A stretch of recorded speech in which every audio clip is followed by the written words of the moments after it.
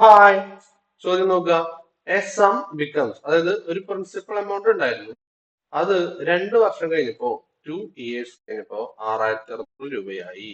കൂട്ടുപലിശ, compound interest ഉണ്ടോ? Compound interest. And 7920 രൂപയായി മാറിയത് ഏത് 3 വർഷം കഴിഞ്ഞപ്പോ, അതായത് 2 വർഷം കഴിഞ്ഞു, ഇനി 1 വർഷം കൂടി കഴിഞ്ഞപ്പോ അത് 7920 രൂപയായി. അങ്ങനെയാണെങ്കിൽ പ്രിൻസിപ്പൽ എമൗണ്ട് എത്ര? സിമ്പിൾ ആണ്. അപ്പൊ നോക്കി 1 വർഷത്തിന്റെ കണക്കെടുക്കാം. അപ്പൊ നമുക്ക് അവിടെ നിന്ന് എത്രയാണ് ഇൻട്രസ്റ്റ് റേറ്റ് എന്ന് കിട്ടും.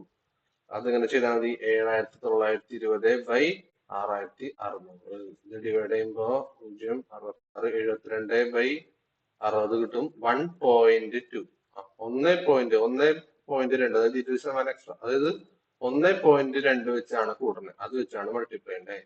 അപ്പൊ 2 വർഷത്തേക്ക് ആകുമ്പോ പ്രിൻസിപ്പൽ എമൗണ്ട് പി ഇൻറ്റു 1.2ന്റെ സ്ക്വയർ ചെയ്ത 6600 കിട്ടും. 1.2 സ്ക്വയർ ഇസിക്കൽ ടു 6600. പി കണ്ടുപിടിച്ചാൽ മതി. അപ്പൊ പി ഇൻറ്റു 1.2 1.2 എന്ന് പറയുമ്പോ 144. 12 ഇൻറ്റു 12/100 ഇസിക്കൽ ടു 6600. കട്ട് ചെയ്യുമ്പോ